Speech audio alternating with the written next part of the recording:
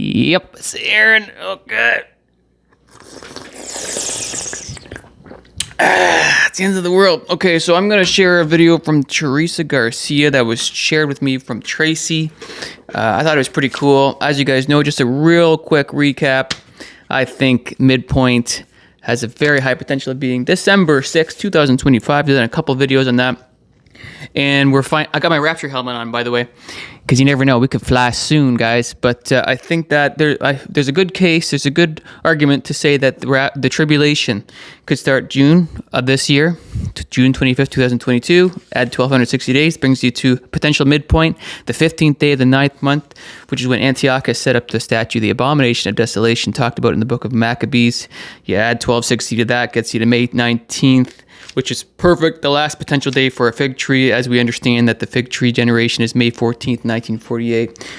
Okay, so I'm just going to go ahead and play Tracy's video, and I'll just take out a couple things that just to kill the dead space, but I'll actually put the original video in the description box below.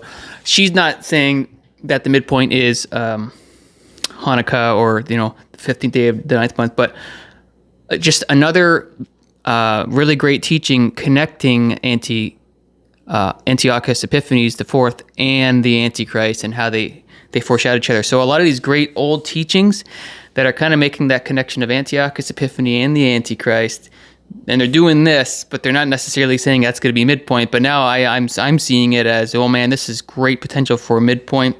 I certainly think the rapture can happen anytime between now and the summer. And of course, if we're still here after the summer, I'm still looking. I'm not saying it's going to happen. I think that there's a good chance it's going to happen between now and the summer. So without further ado, we'll show you Teresa Garcia's video. And maybe I'll write a couple words or make a couple ding sounds or something when there's something exciting that she says. Okay, go Jesus go, see you in the clouds, and enjoy the info. Thanks for tuning in again this week, ladies and gentlemen, as we conclude our series on the Moedim of Jehovah. We have already looked in detail at the weekly Sabbath and the 7 feasts of Jehovah in Leviticus chapter 23. Today we will discuss the Feast of Hanukkah.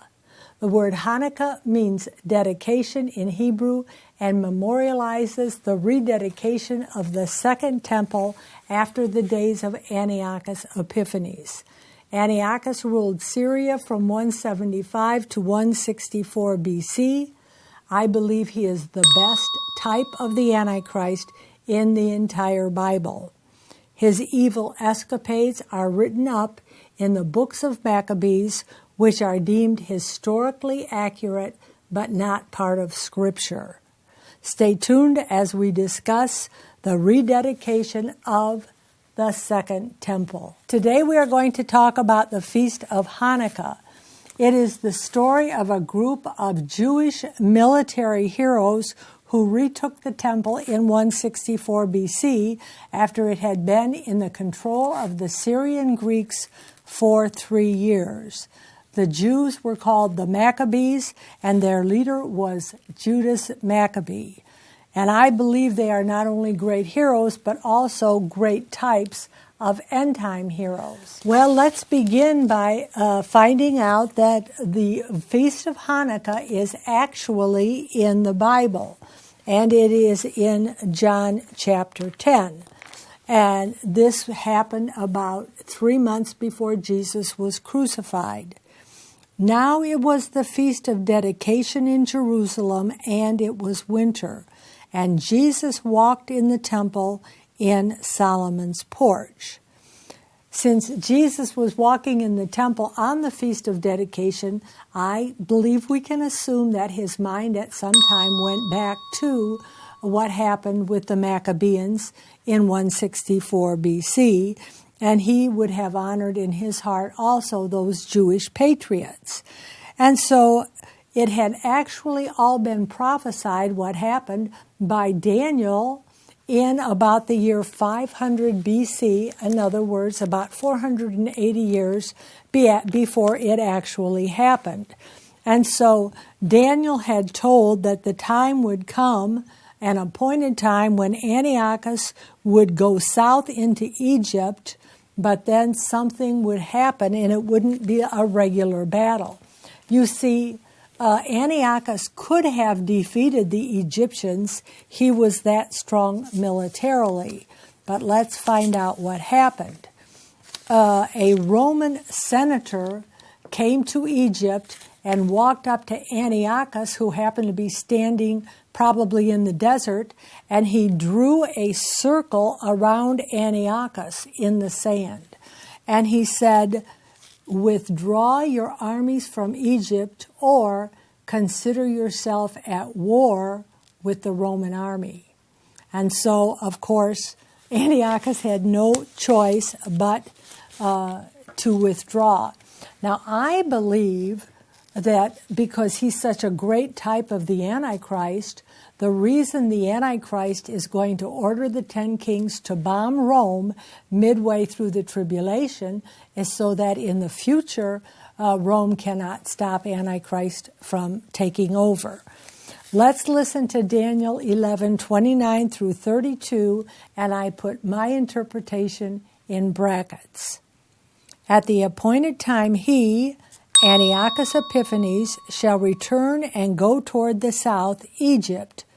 But it shall not be like the former or the latter, for ships from Cyprus, meaning Romans, shall come against him.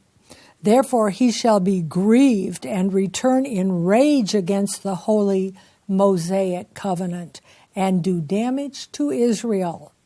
So he shall return and show regard for those apostate Jews who forsake the holy covenant. And forces, Syrian troops, shall be mustered by him, and they shall defile the temple sanctuary fortress. Then they shall take away the daily sacrifices and place there the abomination of desolation, a statue of Zeus. Those who do wickedly, meaning apostate Jews, against the covenant, he shall corrupt with flattery. But the Jewish people who know their God shall be strong and carry out great exploits. So Antiochus Epiphanes was forced out of Egypt, and he was furious, and he turned his fury on the Jews. Now let's go ahead and put our map on the screen for just a minute. Syria is brown, Israel is orange, and Egypt is pink. Scholars like to make the point that in ancient times, Israel was often the battleground for her two larger neighbors, Syria on the north and Egypt on the south. It will be the same in the future at the end of the age. Prophecy tells us that Egypt and the European Union will guarantee Israel's safety after the peace treaty of Daniel 9:27 is signed.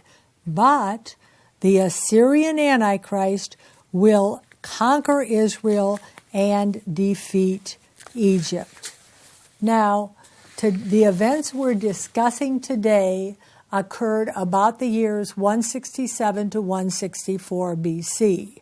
And so that you can keep it all straight in your head about which temple and what happened when, we're going to put a short synopsis of the two temples on the screen.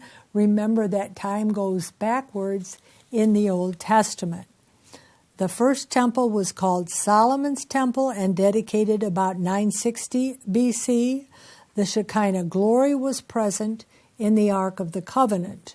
This temple was destroyed by the Babylonians in 586 BC. By that time, the Ark had been lost or hidden. The second temple was then dedicated in 517 BC. It is sometimes called Ezra's Temple or Nehemiah's Temple. Later it was called Herod's Temple. This is the temple Antiochus desecrated in 167 BC. It was recaptured and cleansed by the Jews under a warrior named Judas Maccabee in 164. This temple was destroyed by the Romans in 70 AD. So in other words, right now we're in the time of about 167 BC. Let's listen now in the book of Maccabees as Antiochus Epiphanes takes over.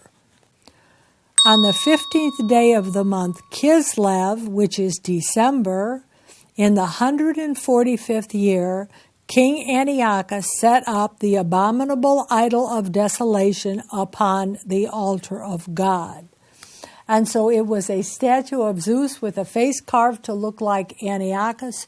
It was a type for the abomination of desolation set up midway through the tribulation. Continuing in the day of Antiochus, and they cut in pieces and burnt with fire the books of the law of God. Now the women that circumcised their children were slain, according to the commandment of King Antiochus, and they hanged the children about their necks in all their houses, and those that had circumcised them they put to death.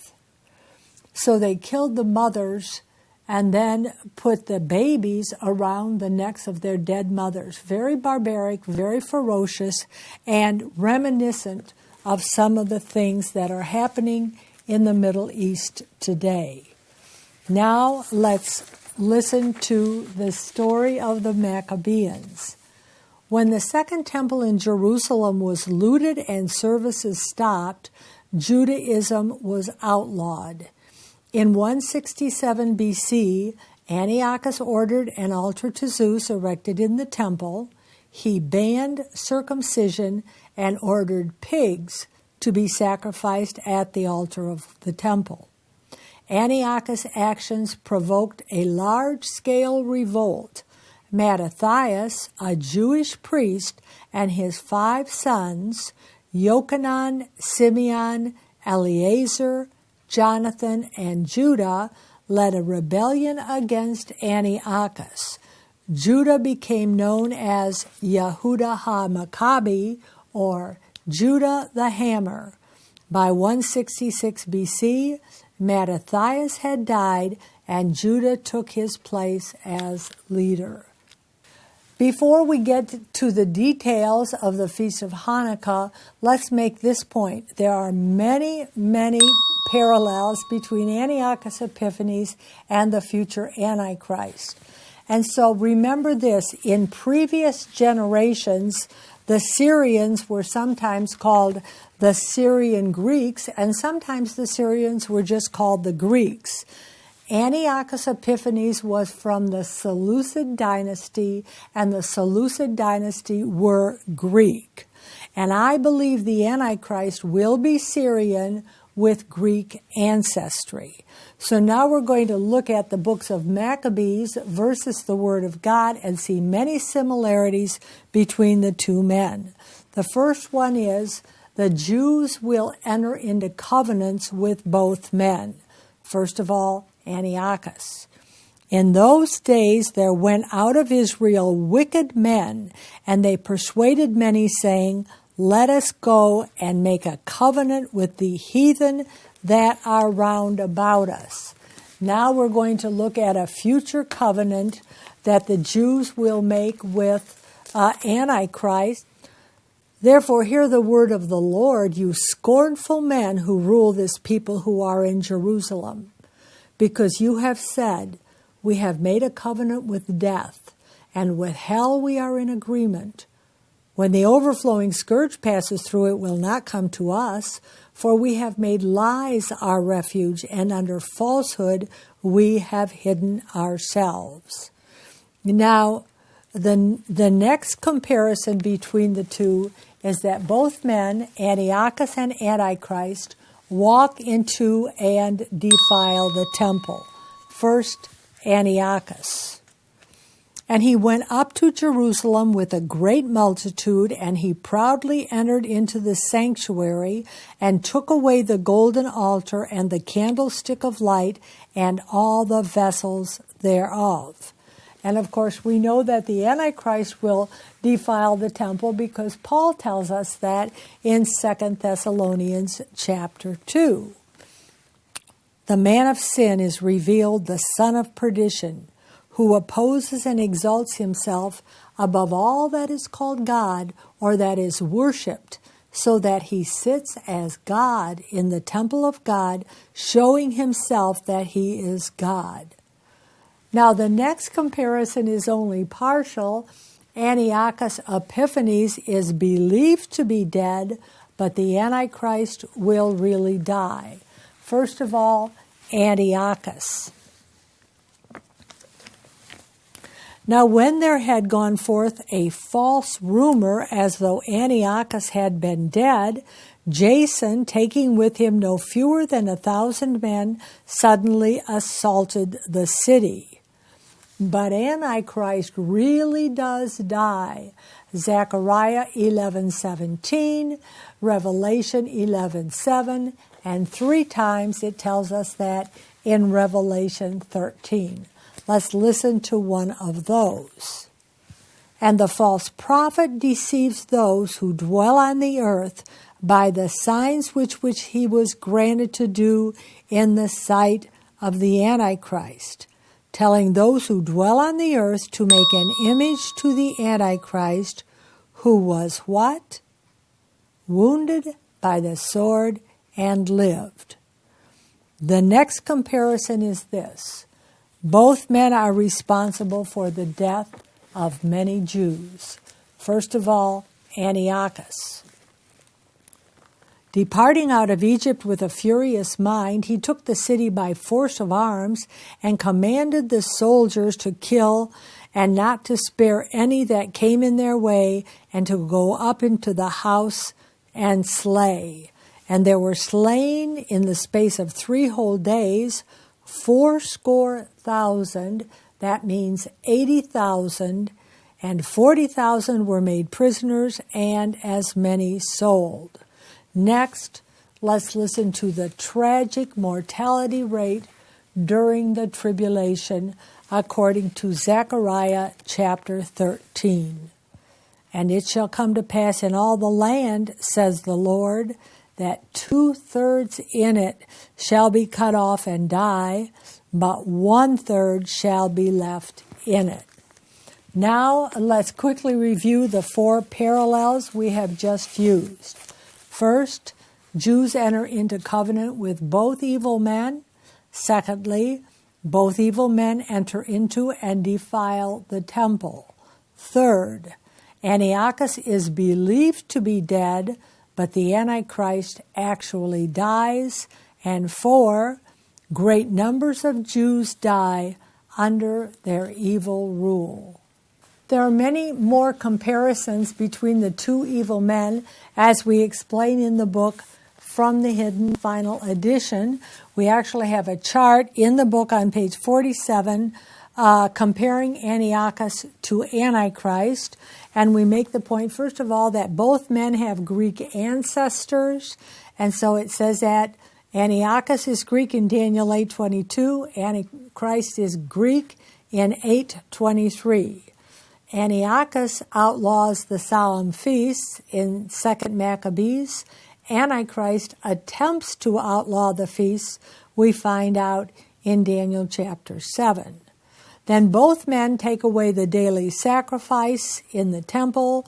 Both men defile the temple of God. And Antiochus compels the people to worship the god Bacchus, also the god Zeus, or be put to death, whereas the Antichrist compels people to worship the beast or his image or be put to death. The Jews will suffer terribly under both these reigns, and both men set up the idol of the abomination of desolation on the altar of God.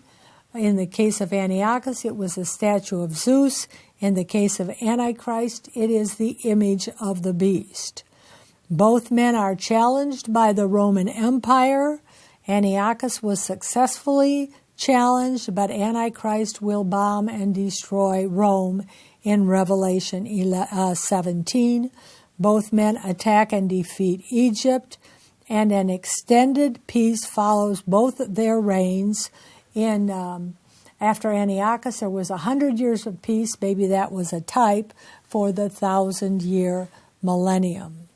Now let's go to the year 164 BC, where Judah the Hammer is ready now to face down the evil troops of Antiochus. And we've already discussed the fact that Judah took over when his father died. The final battle before the Feast of Hanukkah was the battle with Lysias. Lysias was right under Antiochus in power. The next battle was with Lysias himself, who approached from the south where he had hoped to find support from the Idumeans. The two armies met at Beth Zur, south of Jerusalem, and on the road to Hebron. Judas the Maccabean, although much weaker, gained a brilliant victory and compelled Lysias to retreat to Antiochus in Syria. Judas and his associates now entered Jerusalem. Only the citadel remained in the hands of the Syrian garrison. With them probably were also the Jewish traders, perhaps with the evil high priest Menelaus at their head. The first thing the patriots did was to reconsecrate the profaned temple, and with this is connected the origin of the Hanukkah feast. And so Judah, when he thought it was time then to go to this battle, he gathered his army. When they got to the temple, they were so disheartened. The temple was deserted. Its gates were burned down. There were plants growing inside of the temple, and they were in deep mourning because of the condition of the temple. But then they took out all the defiled utensils. They replaced them with new ones. They took out the altar where the pig had been slaughtered and put in a new altar. So now, how did they have the Feast of Hanukkah? Listen to the Babylonian Talmud. What is the reason for Hanukkah? For our rabbis taught on the 25th of Kislev begin the days of Hanukkah, which are 8, during which lamentation for the dead and fasting are forbidden. For when the Greeks entered the temple, they defiled all the oils in it, and when the Hasmonean dynasty prevailed against and defeated them, they, the Hasmoneans, searched and found only one cruse of oil, which possessed the seal of the high priest, but which contained sufficient oil for only 1 day's lightning. Yet a miracle occurred there, and they lit the lamp for 8 days. The following year, these days were appointed a festival with the recitation of the Hallel and Thanksgiving. We close this series then with the story of a courageous Jew, the grandfather of Prime Minister Netanyahu. He spoke this in a speech before the United Nations. Ladies and gentlemen, one cold day in the late 19th century, my grandfather Nathan and his younger brother Judah were standing in a railway station in the heart of Europe. They were seen by a group of anti-Semitic hoodlums who ran towards them waving clubs, screaming, "Death to the Jews." My grandfather shouted to his younger brother to flee and save himself, and then he stood alone against the raging mob to slow it down. They beat him senseless and left him for dead, and before he passed out, covered in his own blood, he said to himself, "What a disgrace! What a disgrace! The descendants of the Maccabees lie in the mud, powerless to defend themselves." He promised himself then that if he lived, he would take his family to the Jewish homeland and help build a future for the Jewish people. This gives us a sense of how they viewed the Maccabees and how they view them even today. This concludes our series, The Moedim of Jehovah. God bless you. Hallelujah, hallelujah.